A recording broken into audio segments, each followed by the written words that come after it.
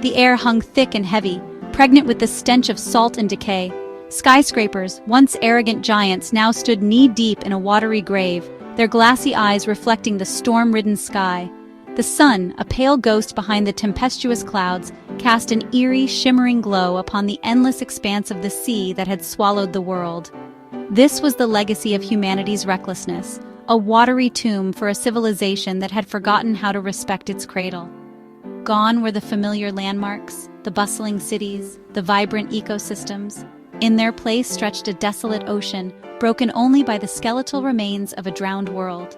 The once proud mountains now formed islands, their peaks offering a meager refuge to the remnants of humanity.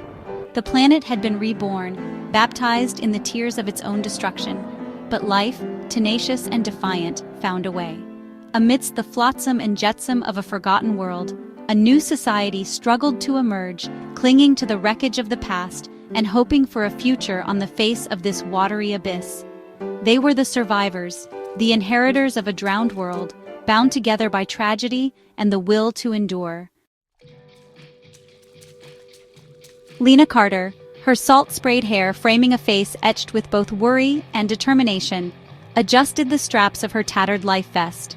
A woman of the sea, she had always felt more at home among the coral reefs and the kelp forests than in the concrete jungles of humanity. The ocean had been her solace, her sanctuary, her teacher. It had also been her warning. As a marine biologist, Lena had witnessed firsthand the devastating impact of climate change. She had seen the coral reefs bleach and die, the sea levels rise, and the storms grow fiercer. She had tried to warn everyone, to make them understand the consequences of their actions, but her words had fallen on deaf ears, lost in the cacophony of greed and indifference. Now, the very ocean she loved had become a relentless adversary, swallowing the world she knew. Yet, amidst the despair, Lena clung to a sliver of hope. She had the knowledge, the skills, and the sheer tenacity to survive in this watery wasteland. And more importantly, she had a purpose, to protect the fragile remnants of life and find a way to rebuild on this drowned planet. The remnants of a skyscraper, its once gleaming facade now scarred and weathered, served as the unlikely foundation for their floating community. A patchwork of salvaged materials, rusted metal sheets, driftwood planks, and tattered fishing nets held together their precarious existence. This was their ark, their refuge, their fragile hope in a world submerged. Life on the water was a constant struggle against the elements. Every day was a test of ingenuity and resilience.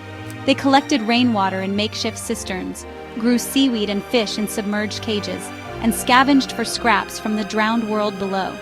They had learned to harness the power of the wind and the waves, transforming them from adversaries into allies. But the true challenge lay not in battling the elements, but in confronting the darkness within. The scarcity of resources bred suspicion, competition, and conflict. Tensions simmered beneath the surface, threatening to tear apart the fragile fabric of their community. The fight for survival had tested their humanity, pushing them to the brink of despair. The gnawing pangs of hunger were a constant companion, a stark reminder of their precarious existence. The meager rations, carefully measured out by the community elders, barely staved off the constant ache in their stomachs. The hunt for food was a perilous endeavor, fraught with risks and often ending in bitter disappointment.